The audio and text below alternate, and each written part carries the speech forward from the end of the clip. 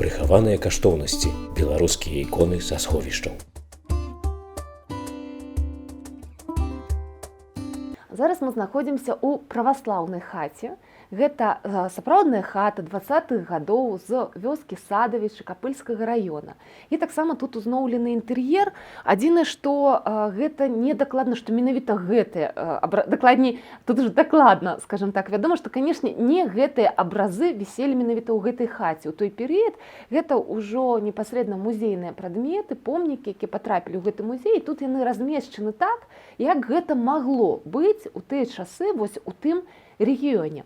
І менавіта ў праваслаўнай хаце. Справа ў тым, што ў праваслаўных хатах сапраўды была вось такая вось покуць. Гэта кут, дзе змяшчаўся абраз. Тут цікавы такі момант трэба адзначыць. У нас ужо так прынята казаць, лічыць, і мы ўяўляем сабе, што як быццам бы гэта спрадвеку і было, што ў хаце на покуці стаялі абразы, якія ўпрыгожваліся ручнікамі. Справа ў тым, што такая практыка з'яўляецца хутчэй за ўсё з сярэдзіны 19 стагоддзя.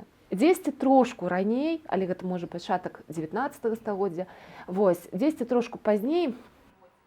Сэнс у чым? У тым, што этнаграфічныя вось гэтыя нарысы, нататкі, звесткі, якія мы ведаем менавіта пра побыт нашых продкаў, яны з'яўляюцца менавіта, вось, скажем так, і гэты нашы веды, скажем, узнікаюць дзякуючы этнографам, якія ў сярэдзіне 19 стагоддзя гэта ўсё апісалі і занатавалі. Што было да таго часу, меркаваць вельмі складана, бо вельмі мала крыніц. І вядома, што ў сярэдзіне 19 стагоддзя далёка не ва ўсіх хатах былі абразы на покуці, былі ўвогуле абразы. Справа ў тым, што у той час у сярэдзіне 19 стагоддзя, ну а гэта найбольш ужо маштабна ахоплівае другую палову 19 стагоддзя, ну фактычна з 60-х гадоў, з 1860-х гадоў, вялася такая практыка менавіта ў праваслаўных святароў, што яны вялі царкоўныя летапісы, падрабязна апісвалі гісторыю сваёй царквы, менавіта дзе яны, скажем, служылі, і апісвалі непасрэдна стан прыходу. Апісвалі лад жыцця прыхаджан, і непасрэдна акцэнтавалася ўвага на іх набожнасці. На тое, наколькі людзі часта наведваюць царкву ці не часта, наколькі трэба вот папрацаваць у гэтым напрамку, ўсё ж такі, каб вось, скажем, людзі больш хіліліся да царквы. І часта вось у гэтых летапісах царкоўных святары, якія іх тады вялі, адзначаюць, што у хатах прыхаджанаў амаль ні ў кога няма абразоў. Ну, вось дастаткова часта такія былі звесткі. І тут цікавы момант. Чаму менавіта вот на гэта звярталі ўвагу самі святары?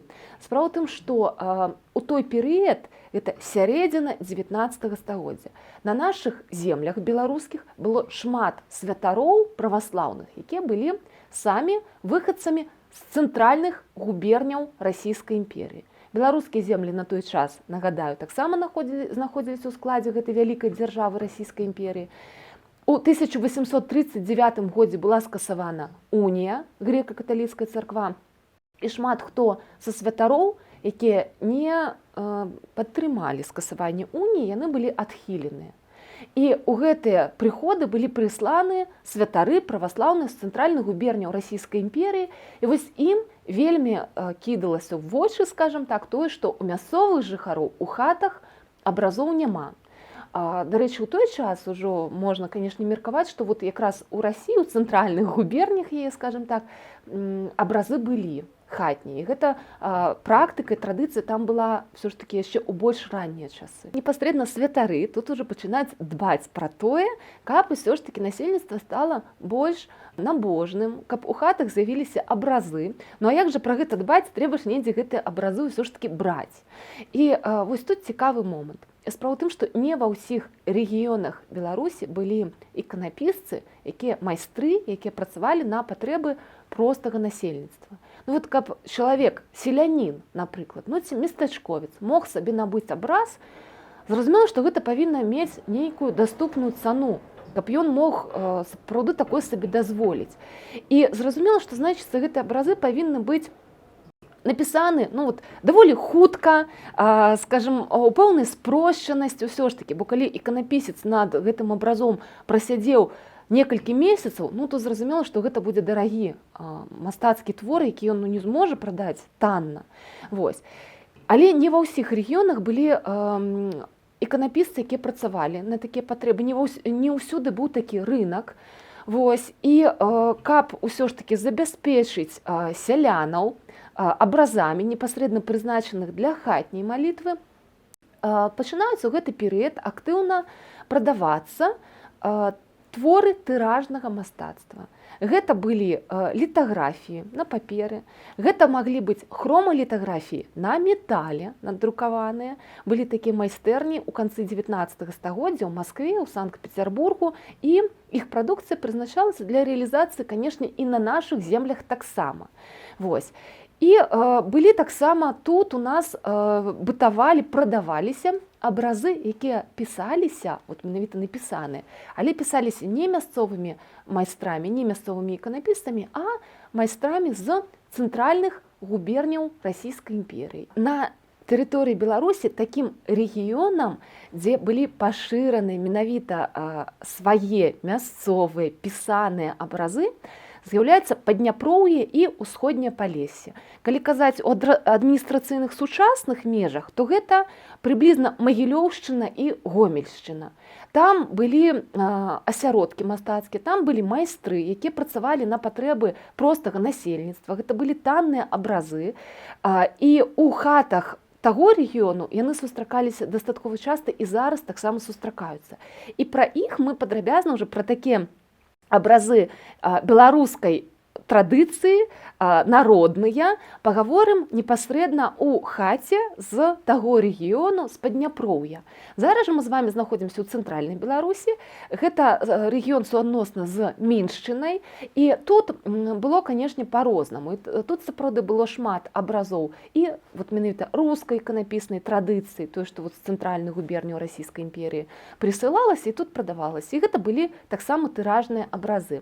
У любым выпадку, якая б не была тэхніка іх выканання, былі асноўныя, найбольш пашыраныя і найбольш папулярныя, калі можна так, канешне, сказаць, найбольш запатрабаваныя ў насельніцтва сюжэты. Зразумела, што гэта, канешне, былі і Багародзіца з немаўлём, гэта быў і Христос Збавіцель, але калі казаць пра святых, то найчасцей гэта быў Юрый Змеябораз, які лічыўся апекуном свойскай жывёлы. Для людзей карова гэта карміцелька, і авечкі, свінні, зразумела, што ад гэтага залежаў лад жыцця сям'і і дабрабыт. Маліліся пра тое, каб свойская жывёла не хварэла, каб все было добра. Людзі якраз маліліся перад іконай Юрыя Змеяборца. Таму такія іконы часта былі менавіта у хатах. Вельмі часта быў абраз святога Мікалая. Гэта адзін з найбольш шануемых святых увогуле ў беларусаў, і ў праваслаўных, і ў каталікоў, і ў грэка-каталікоў. Даволі часта, прынамсі вось у гэтым рэгіёне, у гэтай мясцовасці, пра якую мы з вамі зараз гаворым, а мы з вамі, нагадаю, знаходзімся ў хаце Скапыльшчыны, абраз святога Мікалая вылучаўся асобна. Яго асобна упрыгожвалі рушнікамі. Дарэчы, гэта таксама традыцыя ў праваслаўных хатах, фарміраванне гэтай покуці, калі абразы упрыгожваюцца рушнікамі. Гэта спецыяльныя, канешне, былі вышываныя рушнікі, набожнікі называліся. Гэта, каб было, я думаю, і так усе разумеюць, але акцэнтую увагу, што рушнік гэта не проста тое, што па-руску палаценце, так, а па-беларуску рушнік і тое, чым выціраюць рукі. Не, тое, чым выціраліся, часцей за ўсё называлася уцірач, напрыклад, ці ў розных мясцовасцях трошку па-рознаму. Але рушнік гэта сакральны прадмет, рытуальны. Ён выкарыстоўваўся і ў каляндарнай абрадавай дзейнасці, і ў сямейнай абрадавай дзейнасці. Былі асобныя рушнікі, якія менавіта упрыгожвалі абразы ў хаце, на покуці. І абраз святога Мікалая, тут мы з вамі бачым, ён вылучаны асобна і асобна упрыгожаны. Мы з вами знаходзімся зараз яшчэ ў адной праваслаўнай хаце, таксама з цэнтральнага рэгіёну Беларусі, з Міншчыны. Гэта хата з вёскі Агароднікі Слуцкага раёна пачатку 20 стагоддзя. Тут таксама інтэр'ер узноўлены. Зразумела, што непасрэдна не гэтыя абразы ў ёй знаходзіліся ў той час, але прыблізна вось так гэта ў той час магло выглядаць. Мы з вами размаўляем пра тыя варыянты афармлення покуці, пра тыя варыянты афармлення абразоў, якія ў той час былі. Вот, скажем, дзякуючы гэтаму цудоўнаму музею у нас ёсць магчымасць гэта разглядзець, вот, скажем, розныя прыклады ўбачыць. Перад намі два абразы. Гэта абразы Божай Маці і Хрыста. У дадзеным выпадку гэта не беларуская іканапісная традыцыя, гэта рускія абразы 19 стагоддзя, якія з'яўляюцца экспанатамі Беларускага дзяржаўнага музея народнай архітэктуры і побыту, у якім мы знаходзімся. Але вось такія абразы бытавалі і на беларускіх землях у той перыяд у розных рэгіёнах. Падкрэслю, што пераважна ў тых рэгіёнах, дзе не было сваіх мясцовых іканапісцаў. Як мы ўжо з вами размаўлялі, адзначалі, вось Магілёўшчына, Гомельшчына, гэта ўсё ж такі рэгіён, дзе майстры свае былі мясцовыя. А вот у іншых мясцовасцях вот такія абразы даволі часта можна было таксама сустрэць. Абразы маглі у покуці размяшчацца, скажем так, афармляцца по-рознаму. Мог просто абраз на палічцы стаяць, некалькі абразоў, так, ну вот упрыгожваліся рушнікамі, пра што мы з вами размаўлялі. Магла быць зроблена спецыяльная такая бажнічка, як шафа такая дэкаратыўная, куды ўстаўляўся абраз, і мы з вами прыклад гэтаму таксама яшчэ ўбачым. Але даволі часта абразы размяшчаліся ў ківотах. Гэта як такая скрынка. Абраз знаходзіцца за шклом. Гэта дапамагала яго належным чынам захоўваць, все ж таки, таму што пэўны мог быць і бруд у хаце, і копаць, пыл. Ну, а вот гэта засцерагала абраз. А акрамя таго, скажем, людзі імкнуліся все ж таки да ўпрыгожвання абраза, і таму даволі часта вот у гэты ківот, а ён даволі аб'ёмны ўсё ж такі. І вот паміж непасрэдна абразом і шклом ёсць прастора ў некалькі сантыметраў, і вот звычайна гэта прастора, ну вот вакол абраза, вот як вяночкам такім, запаўнялася пэўным дэкорам, скажем так. Гэта сапраўды маглі быць кветкі, напрыклад, папяровыя, з паперы зроблены, альбо з тканіны, і вяночкам гэта магло быць, вот, аздабляць абраз. Гэта магла быць з фальгі, з такой даволі тоўстай, вот, фальгі выразаны вот нейкі дэкаратыўны такі таксама малюнак, ну як такой рамачкай дэкаратыўнай вот аздобай, гэта упрыгожвала абраз. Таму вось, скажем, ну людзі імкнуліся, канешне, аздобіць покуць, і вот існавалі розныя варыянты гэтаму. Акрамя таго, што абразы змешчаны тут у ківотах, на абразы гэтыя накладзены металічныя шаты. Для хатніх бажніцаў выкарыстоўваліся шаты з недарагіх металаў, а часам гэта была нават фальговая шата. І трэба сказаць яшчэ пра адну цікавую з'яву. Былі такія абразы, якія называліся, ну гэта рускі тэрмін, бо зразумела, што вот, скажем, і руская з'ява. Называліся гэтыя абразы падакладніцы. Вот рускае слово гэта аклад, это металічная такая накладка на абраз. А іконы называліся падакладніцамі. Гэта не любая ікона, якая размешчана пад акладам. Справа ў тым, што былі спецыяльныя такія абразы, якія пісаліся непасрэдна з тым разлікам, што яны і будуць знаходзіцца пад акладам. Калі накладаецца на абраз аклад, шата, то адкрытымі ад абраза застаюцца толькі лікі святых і рукі. Ну і ножкі, там, напрыклад, у маленькага Хрыста ногі святых, калі яны не абутыя, калі яны адкрытыя. І вось былі такія абразы, якія пісаліся, яны пісаліся на дошцы і прапісваліся там толькі якраз.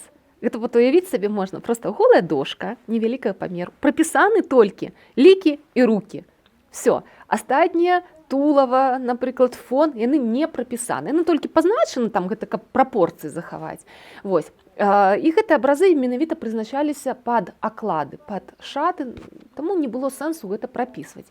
І гэта дазваляла зрабіць гэты абраз больш танным, таму што праца іканапісцаў ўсё ж такі каштавала дорага дастаткова. Фарбы не танна каштавалі, і, адпаведна, час, які майстар траціў таксама на прапісванне ўсяго абраза, гэта таксама трэба было заплаціць за паслугу. А тут прапісвалася толькі тое, што вот застаецца адкрытым. Адпаведна, гэта рабіла абраз больш танным, больш даступным для сялянам, і вось такіх абразоў таксама было даволі шмат.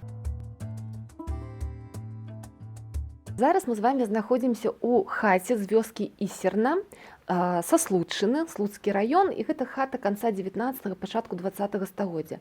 Перад намі рэканструкцыя бажніцы. Справа ў тым, што ў гэтым рэгіёне на Слуцчыне ў 20-е гады 20-го стагоддзя Вацлаў Ластоўскі збіраў матэрыял этнаграфічны якраз на гэтую тэму, на тэму хатніх бажніц. І вось якраз гэты грунтоўны матэрыял, які ён сабраў у тым рэгіёне, паслужыў крыніцай для стварэння гэтай рэканструкцыі. І як, скажем так, вядома з гэтых запісаў Вацлава Ластоўскага і то, што яму распавядалі ў той час мясцовыя жыхары, вядома, што вось такую вось бажніцу, як казалі мясцовыя жыхары, 70 гадоў таму зрабіў дзядзька Лявон. Таму можна меркаваць, што ў сярэдзіне 19-го стагоддзя, гэта вот прыблізна якраз 1850-е гады. Вось у сярэдзіне 19-го стагоддзя на Слуцчыне існавала ўжо гэтая традыцыя, вось размяшчэння абраза на покуці, і не проста яго размяшчэнне на палічцы, а і пэўнае яго афармленне вось у такую дэкаратыўную, гэта нават не ківот і не рама, а вот менавіта гэты тэрмін, які ўжываецца, ён найбольш адпавядае бажніца. Сапраўды пэўная вось такая, можна сказаць, дэкаратыўная аздоба, дзе змешчаны абраз.